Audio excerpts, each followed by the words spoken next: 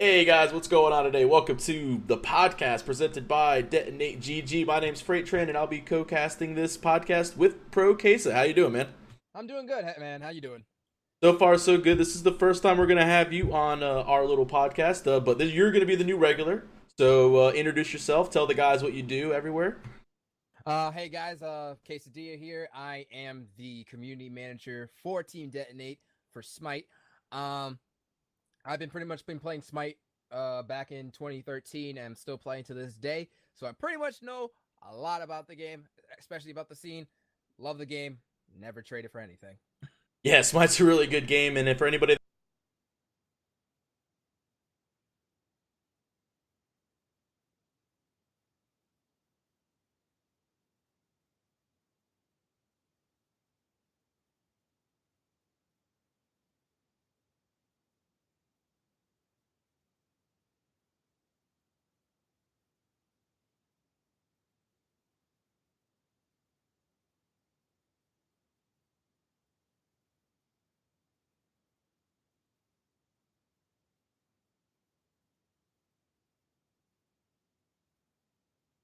are mailer renewal, bluestone for item changes. Realistically, those are the big two items that have changed from last. Yeah, most definitely. Especially Bluestone Pendant, which was a lot of people would pick up, especially solo laners and even hunters themselves would definitely pick that up, especially having the 20 power on it, but they only reduced it by 5. Still a strong item to start out with, depending on how you're going to use it, but I still think it's pretty good. A lot of people are just saying like, oh no, it's nerfed to the ground. No, It still five good. power. Everyone freaks out over five power. Like the whole purpose of the bluestone is like the dot damage for clearing wave. It's for the gods that don't have an issue clearing, but necessarily can get some help. Like Hui, Hui really benefits from like this item because it's really hard to like ricochet the bounce to go ahead and clear the minions properly. Most of the time, most Hui players will just one the wave as is, and they normally his one never clears the archers regardless of auto attacks. But Bluestone it does now. So like it really helped out Hui in getting to be a top pick late. You see Hui every time pick. Oh yeah, definitely. Huyi is still probably not one of the top hunters on there, but he's still in the middle. He's slowly seeing the way how you build him and how you use him. He's rising up. Even some of the pros play him, but he's still not one of the top picks for the dual lane. But either way, I think that he's pretty decent. I don't play him as much as I would like to. I mostly like Neath Medusa. Those are the ones that I usually play, even with having Bluestone on him. The ricochets are really hard to hit though sometimes though.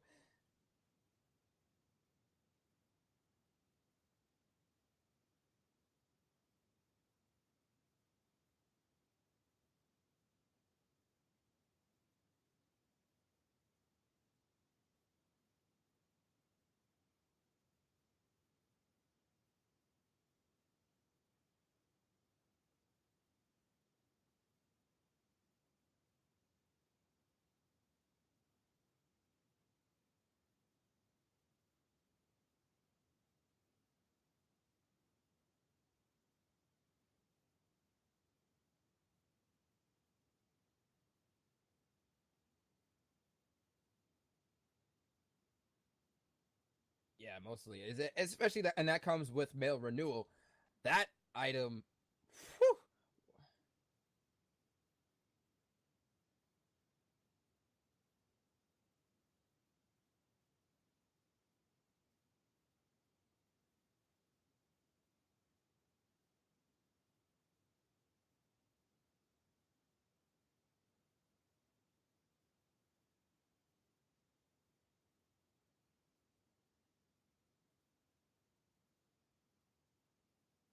yeah, it kind of reminds me of the days of like Gauntlet of Thebes. How broken that item was. They took it out of the game 4 times because they keep trying to balance it, trying to put it back together. Even though it gave you a lot more health, it still was a broken item. But mail renewal still putting down to 50. I think they should probably tone it down a little bit more.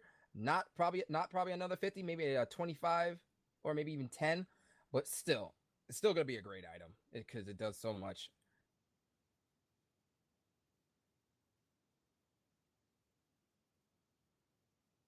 Right.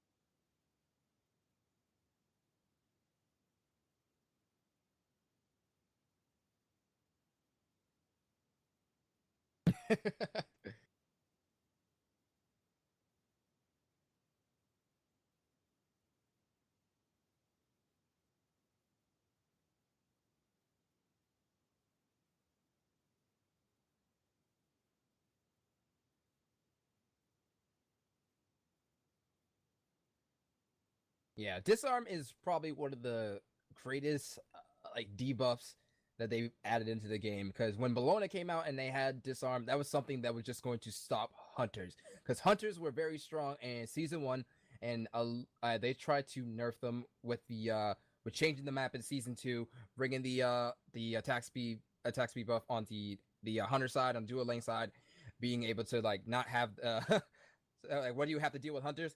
Mana now the Bluestone Pendant, how they took out the mana regen. So now you just got a little bit of mana, a little bit of power, and just like I said, AMC dealing with the disarm is just it's so annoying. Even me being a hunter, I think it's dirty sometimes.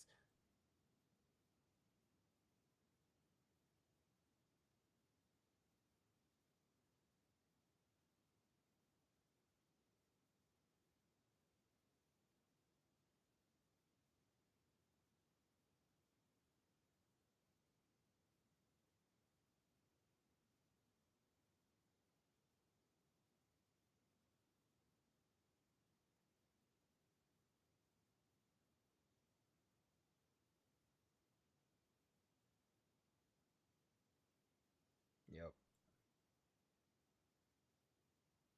exactly.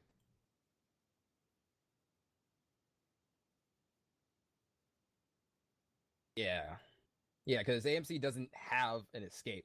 I mean, you can have his hives in a row, and it will give you a little bit of movement speed, but that's not enough.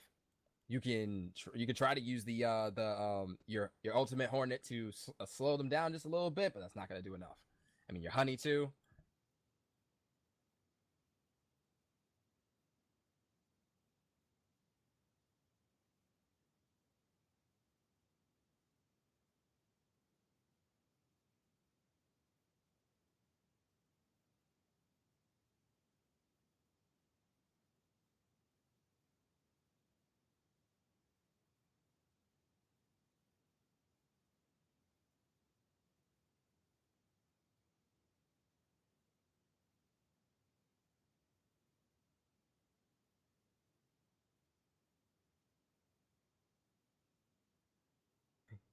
Yeah.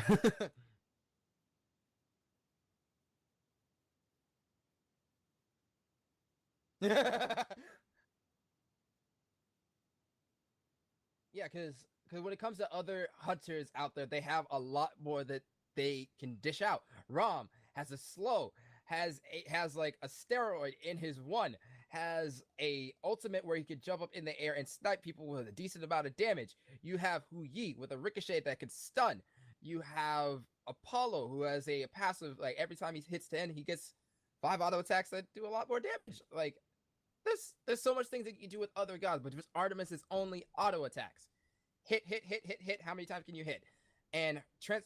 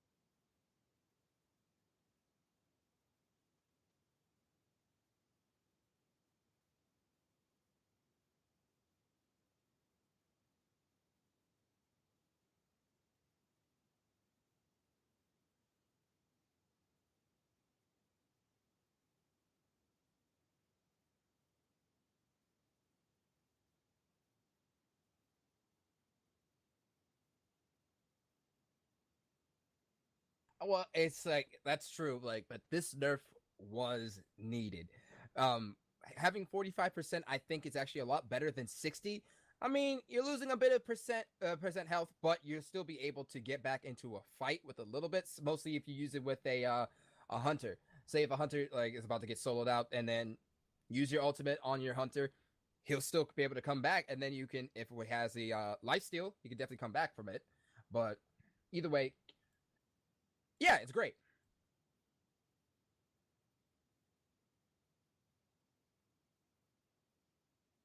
Right.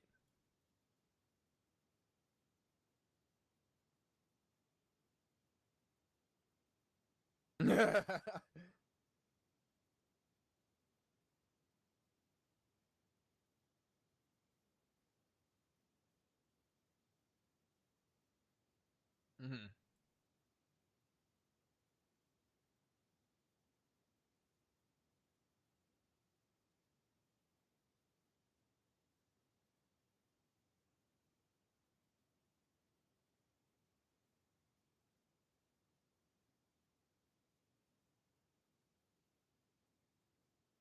And that's Yeah, I think still a that's good what they option. wanted to do with it. Like, just like not for something to like bring them all back and then let them come back into a team fight and just destroy if they need to be, or just run away. It's something for them to, okay, you have a little bit of health. Let's see what you can do now. This is just to save you. To see if you you stay alive with this Yeah, little bit of health that just I gave you. Kepri's like I casted Friday Night Smite yesterday, and I'll tell you one thing, man. When Kepri gets into a game, he is annoying. Like there were so many times where somebody had somebody dead to rights, and it's just like Kepriel, and you're like, oh my god, you just want to literally. You're like, please, I can't attack this character. It's like it's dumb. I actually had I was playing a game yesterday, and my buddy was playing Kepri support. Hoombots came over to go ahead and gank me, and Buddy threw Kepri ult on me, and I was like, I'm a fighter. I mean, I told you this earlier. I'll turn and fight. I was like, okay, let's go. And like the Hoombots was like, I don't want to attack him. And then as soon as the Kepri ult get off of me, he decided to go after me, and then Kepri doesn't abduct. I have a marked. I hit a double bounce with Ricochet with Hui, and he's dead, and I'm just like, haha, you died. Because you can't attack me with it. It's like, but it's going to give people, again, that was early. That was like level 6, level 7, so that's like a level 1. I mean, I would have came back with 40% HP, so there's a reason you don't want to attack like I said. But nowadays, it's not going to be as bad. But the biggest change, which we haven't, we didn't do a podcast last week because there wasn't a lot to talk about, but we never really got to talk about this new god Soul that came. Mm-hmm. What were like before we go into like her changes? What did you think about like Soul as a character overall? Like just based on PTS launch, like going into it. She is fast. Hey, that's a good word. This That's a good chick word. is Yeah. fast. Yeah. And her passive, just like she just bonus attack damage. This is old. At full heat, which was her passive ability, she would get 35%. That was Nerf 1. She did 50% in PTS. It was 50% in PTS. Yeah, in PTS, like when she first came out, the bonus damage was at 50% at full heat. I mean, it was dumb. Like It was disgusting. this was a character that was like, okay, we'll give you a little bit of Freya, we'll give you a little bit of Ao Kuang, but this was very much on the auto attack side. Like this character, like I saw DM Brand. This wasn't just like other street. You could take a tower in 2 minutes with this. In two Yep. minutes, you could take a tier 1 tower in any position, any role, any lane. You could take a tier 1 tower in 2 minutes because of her damage capability. Because you'd probably have 2 kills by then. You'd have them gone and dead, and then you just auto attack the tower at full basic attack. I mean, it needed to get reduced down. So like we're seeing from 50% a massive drop. We saw 35, which was the most recent. Now it's gone down to 25%, which is Right. it's still decent damage. I mean, I understand like where her aspects are supposed to be, but she was. I mean, she came out. I mean, this is a really bad pun, but she came out on fire. I mean, she was like. I mean, she was the nonsense. Like she was a pain to deal with. Like, oh, I mean, and the thing is, like, it's still hard to find. Like, the funny thing is like you see this god and like, oh, you're like, oh man, that guy's so good. Like people were bad at her. Like I saw a lot of things like, oh, this is kind of counterable. You're like, oh, I can do this, and then like you play against it and you're like, wait, like what? Where's my in at? Like you don't have that like opportunity to really like make a move on this character as you do other ones if you're trying to play the counter game. Her 3 was like CC immune, damage Yep. immune. She got her 1 for a heal. Like this character was unreal when she came out. It was like, thank Yep. you for releasing Bologna times 2. Like Right. that's what I felt like. It was like, thank you for releasing times 2 Bologna. It was like, what did you do here, Hi-Rez? Like this is annoying. Yeah, like she does healing. She's like she like you said Ao Kuang. She's also like Agni. She's a little bit of hell. It's just like she got the heals. She has the CC of even 3. She can zone you out from far away. That's what got me. That she can zone you out Yeah. from so far away. That's why I even tried her in the ADC role. Yeah, it works. Oh, he does. Yeah. I mean, the biggest thing, like, and you even look at the patch notes, it says, quote, additionally, Soul will no longer cleanse roots when activating Disparate, which brings back into play additional counter options. That's what I was saying. You didn't have a count, like, she would just go into her 3, and if you got hit by it, because, like, they would circle you around you and go, haha, you can't hit me because I'm this little ball. And then, like, you'd walk into fire, you'd get stunned, and then you'd get hit by her too, and it was just like, oh, I'm dead again. Like, there was nothing you can, like, you couldn't do anything, and it was like, okay, well, again, they've kind of done a lot of reductions on her. The only buff she did receive was her ultimate, which was, I'll admit, maybe something that needed to happen, because her ult was kind of like lame. It was kind of like, oh, it's kind of like Hui, but it was really, it was kind of movable and dodgeable at the same time. It was a little awkward, like the ticks and stuff like that. That was a little bit weird. So I understand the boost there as far as like the range and the time that it goes. The rest of her abilities, she received damage reduction from her radiance. Everything's kind of gone down on this character because she needed to get back into like. Yeah, most definitely. Her ultimate, I have had so much. I had like trouble trying to hit it with her ultimate. It's the hardest Yeah, thing ever. you could just like you could have just if you had the edge, like if you were in front of it, you were never going to get hit by it. Like if you had the line on it and you knew where to go, you were typically fine and okay. So I mean that's really what happened. But that's really it for the patch notes that happened for this week, guys. We're gonna go ahead and go on to I guess SPL talk for going on to what happened this week. This has been all right. We're like in week 8. There's like one more week to go, and teams are still vying for a lot of the top 6 spots right now. Obviously, we got super regionals that Hi-Rez is talking about. Super regionals pretty much comes down to the fact that everyone got DDoS and they had no people to play, and they were like, okay, we'll give you 6 spots instead of 4. So they decided to go ahead and add a couple more spots. But Eager started off the week Thursday going against Envious, the top team, and 2 of them. And then today they went ahead and got O2'd by Enemy. Like, huh? Like, I was scratching my head like what? Like it was a bit of really weird. It's like what happened there? And then Envious again got O2'd by Eager, which is Eager's top team. And then they split with Denial. Like they go 1-1 with Denial. Like today, it was like what?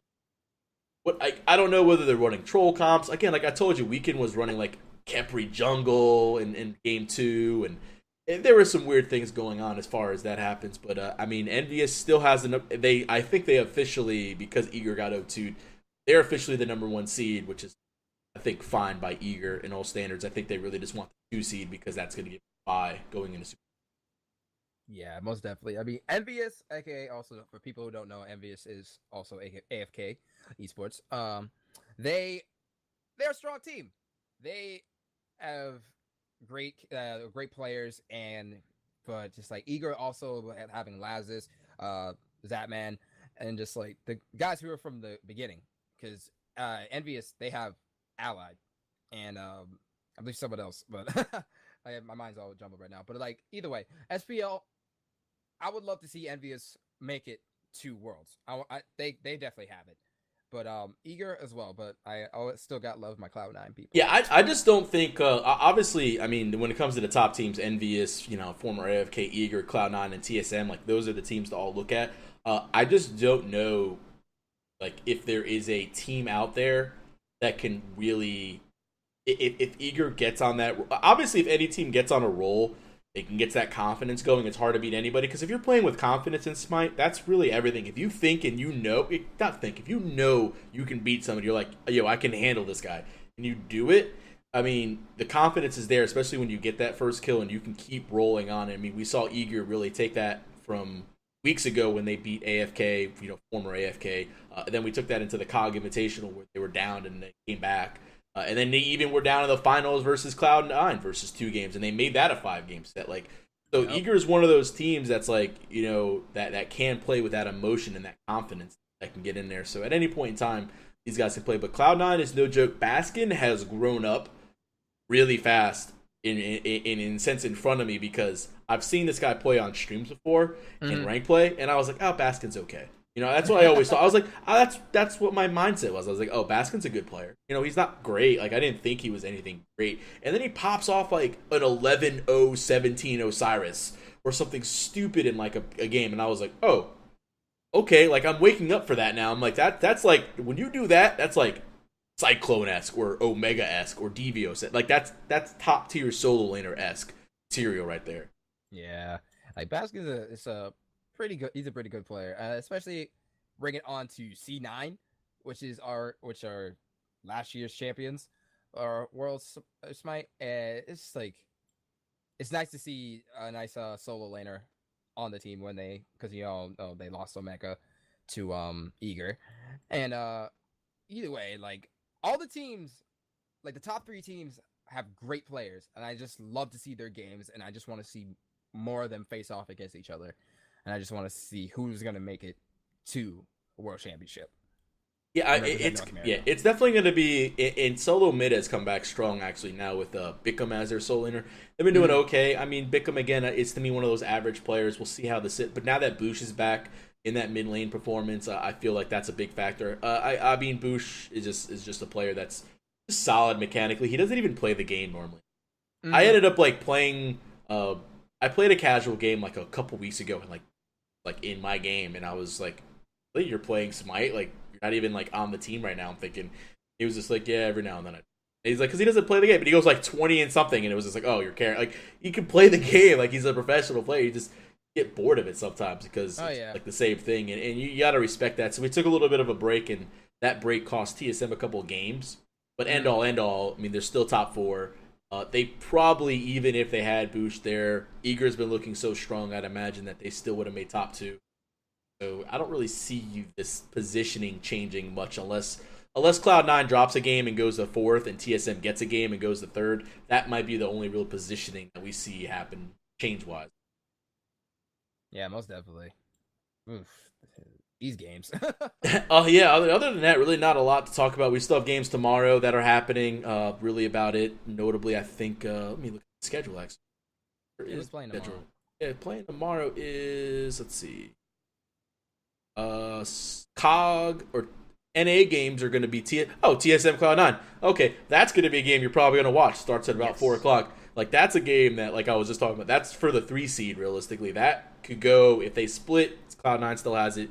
2-0 either way is going to swap the positions pretty much. It's either going to put Cloud9 firmly in 3rd, or it'll put TSM in 3rd place. So that's going to be that's pretty much the match of the week right there.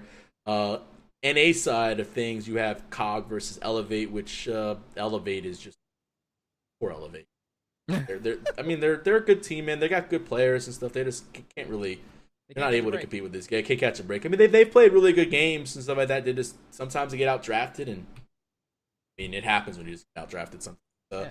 Over there on the EU side, I mean, Paragon versus Fnatic, and then you pretty much have the battle for 6th in like going on here as Myrmidons and Justice are playing.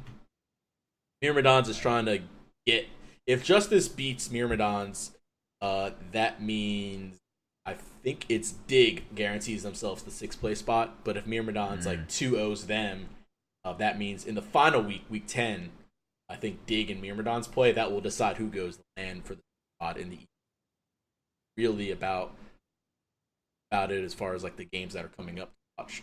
Biggest one in my TSM Cloud9 is a game that I will sit down and watch at some.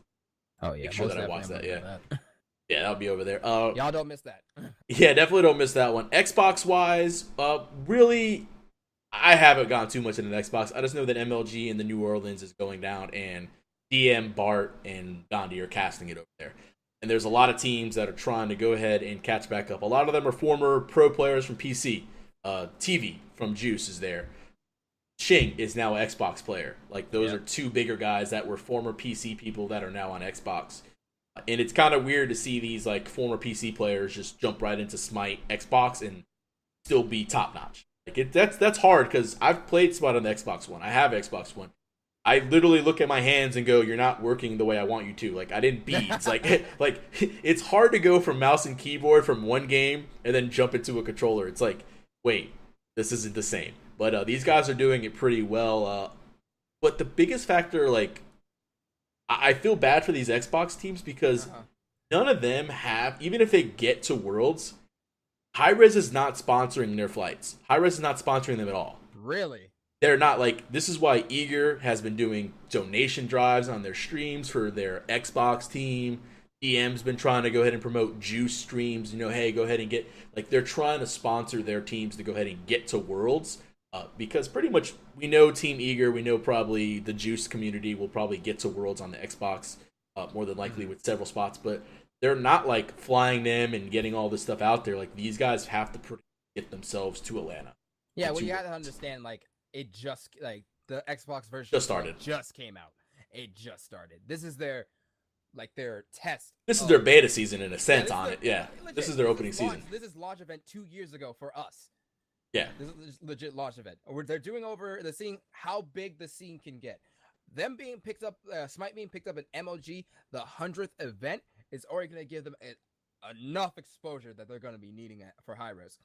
But I understand, like they have to say, like, okay, we're putting most of our money towards our PC because this is what we've already been working on for years.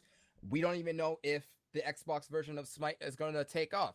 I mean, a lot of people that played it. I was at PAX East, giving people, letting people play Smite at PAX East. They loved it. It's a great game. And I even tried to play Xbox today, and I was just like, "Wow, I am terrible like this." Yeah, you're the same way I am. It's just like you can't really get used to the controller in your hand. I mean, I guess obviously if you took the time and really stuck into it, yeah, you could and get your control settings. But it isn't necessarily easy to do to jump into it because I was like, oh, I'll jump into Xbox.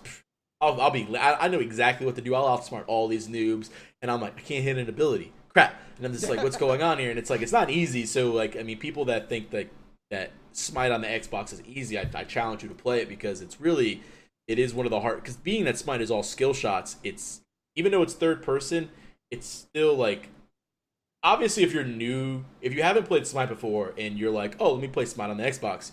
You'll probably easily pick up the controllers. You'll be used to it. But if you're a PC player and then you jump back, you're like, but it does take a second to go ahead and get that bearing on. It is a little crazy, but yeah, I mean, Xbox scene is just picking up, like you said. Hopefully, these guys all get to Worlds like they're supposed to, and the Xbox scene does pick up because I love Smite. Like you said, I'm a Smite guy. I mean, I wouldn't be casting Smite games. I wouldn't be playing this game. I wouldn't put like all my free time and hours into it.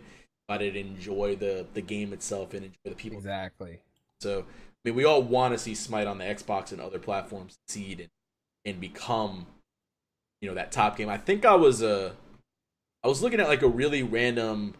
I was looking at GameSpot and a really random facts. Like they were like the top 20 games that you can make money off of, and Smite was like the 10th.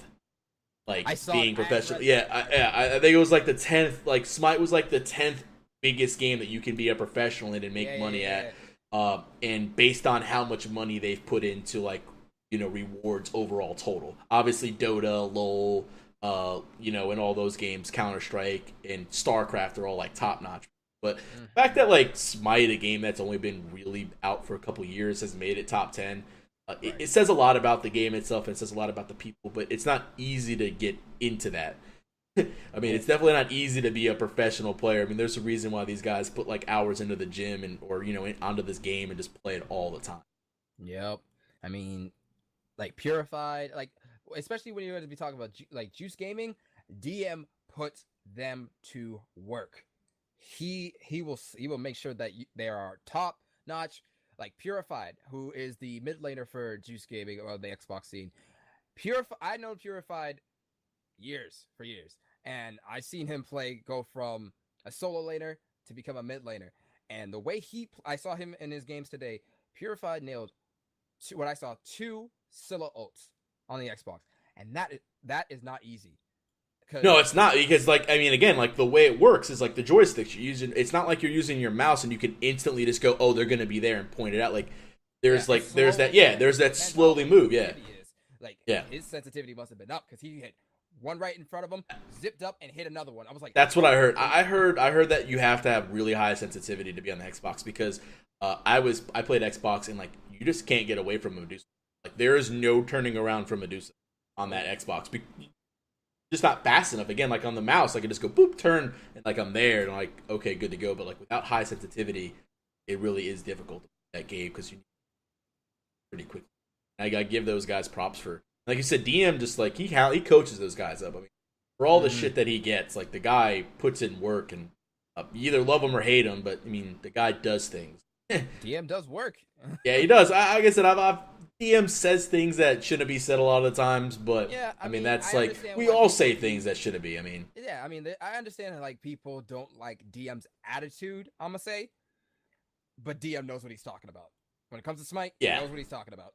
I mean, like Can't argue obviously, with him about that. people like to make fun of DM because it's like, oh well, you know, he's gonna miss 2 creeps. Oh, that's the game. He threw it. Like, let's be realistic. It's not that big of a deal. But like, it just the way he knows a lot of the you know, he knows a lot of the small details that a lot of other people don't realize, and that's like the biggest difference in what he does. I mean, the knowledge is there. It's really just about execution of it, and he passes that on to his people. It's always good. Yeah, most definitely. I mean, really, that does it about for all the main topics that we were going to talk about right now today. There wasn't too much going on. Next week, I think there's obviously going to be patch notes. I think 2 weeks because patch notes. Other than that, what else is going on in Smite World that you wanted to talk about? Well, the Odyssey is out for people who don't Yeah, know. yeah, the Odyssey is out. Yep, Odyssey is there. So what do you think about the the first skin they came out with it? The I don't know. Yeah, I don't know. It's weird. I've never been a guy for like the cosmetics in a game. I'll like have a diamond character and not even like spend my 100,000 favor on a diamond skin. It's just like I don't really. The cosmetics are never something that like got to me. I was like, I'm never gonna like, oh man, I gotta buy these gems, get all these skins. I don't know. Obviously, I know it like supports the community as well, but I'd rather just like get my gems from like the free events they offer or anything like that, and then I'll buy it.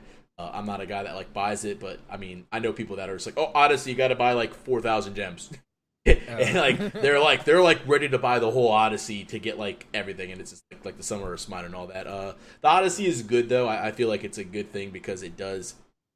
The way Hi-Rez does it is obviously putting money back into the prize pool for Worlds, which is the biggest thing. I mean, I think that's a factor. I think that Hi-Rez should probably put more into it. I think everyone would agree that they should put more money into, whatever we buy. I think I don't know what the percentage is, like whatever amount of gems adds like X amount of dollars to it spent. But like I always think that they should put more money, going into the prize pool.